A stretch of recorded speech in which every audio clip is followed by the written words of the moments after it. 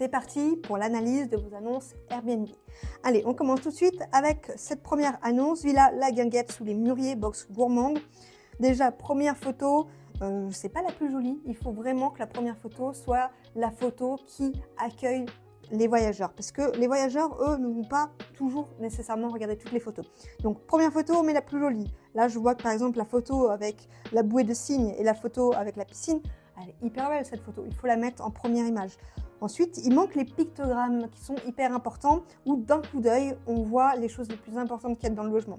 Peut-être le nombre de personnes, la piscine, un extérieur. Là, si je regarde un peu les photos, elle est très belle cette maison. Je vois qu'il y a l'air d'y avoir une cuisine extérieure avec une piscine, donc on peut appeler ça un pool house. On peut mettre pool house, par exemple. Je vois que la table est mise, parfait. Qu'est-ce qu'on peut voir d'autre sur ces photos?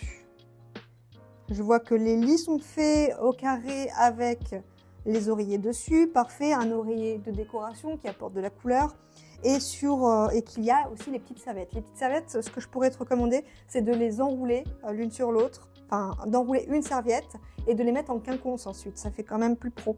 On a fini pour les photos. Maintenant, voyons les commentaires. Il n'y a pas de réponse aux commentaires, il faut vraiment répondre, que ce soit des avis positifs ou négatifs, et encore plus quand c'est un avis négatif. Je prends l'exemple d'un voyageur qui aurait mis comme avis négatif « la machine à laver ne fonctionnait pas ». Il faut absolument répondre à ce commentaire en s'excusant et en disant que la machine à laver a été réparée.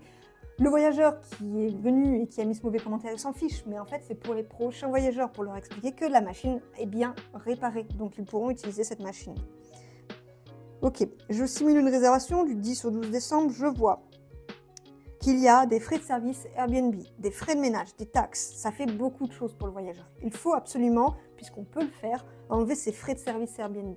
C'est-à-dire qu'il faut passer pas en frais de service partagés, mais en frais de service uniquement pour l'hôte et augmenter un petit peu vos prix.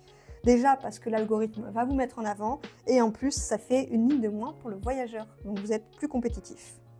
Voyons voir la description. Alors clairement la description, ce sont des pavés, j'ai pas envie de la lire personnellement, c'est trop long. Ce qu'il faut mettre, c'est un texte épuré avec l'essentiel vraiment. Vous mettez une flèche, un point, ce que vous voulez, vous mettez l'essentiel. Mais pas des gros pavés comme ça, parce que moi j'ai pas envie de la lire là.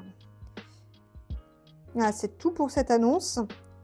Passons à la seconde annonce. Alors cette annonce, très bien. Déjà, premier coup d'œil, je vois la photo avec les pictogrammes. Félicitations. Je vois centre-ville, 5 minutes télécabine, donc on sait qu'on peut y être à pied, et on voit un bonhomme qui fait du ski, donc clairement on sait que c'est un chalet de vacances. Par contre, la première photo, je ne suis pas certaine que ce soit la plus belle des photos. Peut-être changer cette photo, laisser les pictogrammes, mais changer cette photo. Si je regarde un peu les photos de l'extérieur, clairement c'est très beau. Alors certes, ça ne montre pas l'appartement, mais cette photo avec la cuisine, c'est pas la plus jolie, je dirais. Donc si on reste sur les photos, le petit déjeuner est servi, ok, celle-ci très bien, peut-être que ça peut être la première photo d'ailleurs, à voir si tu en as d'autres. Aïe, aïe, aïe, aïe, aïe, le lit, le canapé lit avec la couette non faite. Fausse erreur, hein, attention. Alors peut-être que, effectivement en montagne, peut-être que le linge n'est pas compris, mais pour les photos, on met le linge. Très bien la photo de la machine à café, on sait que c'est une Nespresso, parfait. Et sur les photos, c'est tout.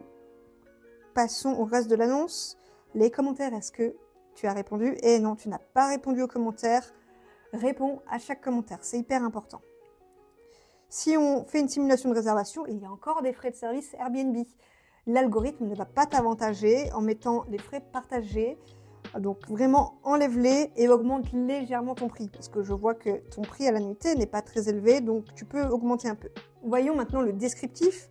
Très bien, tu as bien mis les points justement essentiels avec une flèche en centre-ville, machine à café, pièce de vie, jeu de société, livre, c'est parfait. Petit point sur la chambre, 2 fois 2 lits superposés. Ok, il n'y a pas de grand lit dans cet appartement? Non, peut-être pas. Alors, je n'ai peut-être pas bien compris. En tout cas, mets la taille des lits dans tous les cas. Si c'est des lits pour enfants ou si c'est des lits une personne, mais adultes. Voilà, c'est tout pour cette annonce. Si toi aussi tu veux que j'analyse ton annonce Airbnb, note-moi dans les commentaires, audite.